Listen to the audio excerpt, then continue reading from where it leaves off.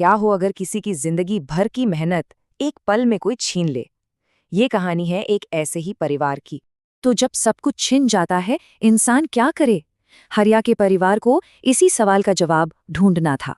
ये कहानी है संजय नगर की, जहाँ एक छोटी सी चाय की दुकान ही हरिया के परिवार का सब कुछ थी।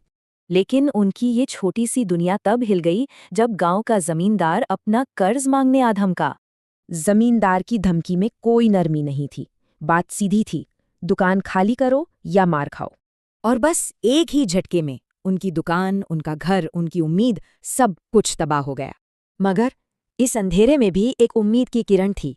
हरिया की माँ गंगा देवी, उन्होंने बस एक बात कही, कोशिश करने वालों की कभी हार नहीं होती।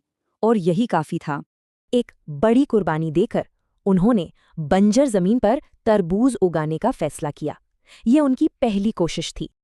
और देखिए, महीनों की कड़ी मेहनत के बाद उनका खेत बड़े बड़े हरे तरबूजों से भर गया।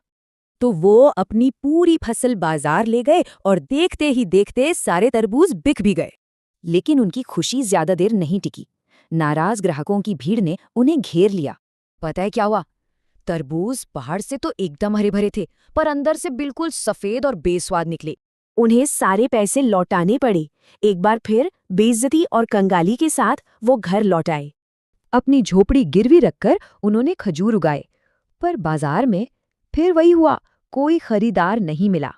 और फिर से उनकी माँ ने हार में भी एक मौका देखा।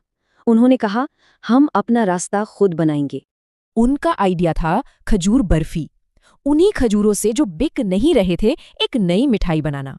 तो इस बार वो बाजार नहीं गए, बल्कि सीधे गांव वालों को बर्फी बेची, और वो हिट हो गई।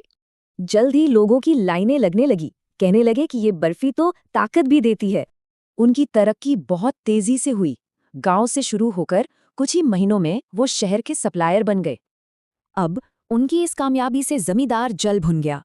उसने उनकी पूरी फसल चुराने का प्लान बनाया।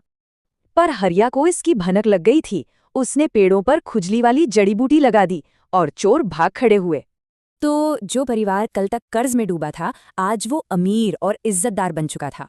उन्होंने अपना घर वापस खरीदा और उसी जमींदार को सबके सामने आकर माफी मांगनी पड़ी। तो किस्मत बड़ी है या मेहनत? ये कहानी बताती है कि मेहनत से तो किस्मत का खेल भी बदला जा सकता है।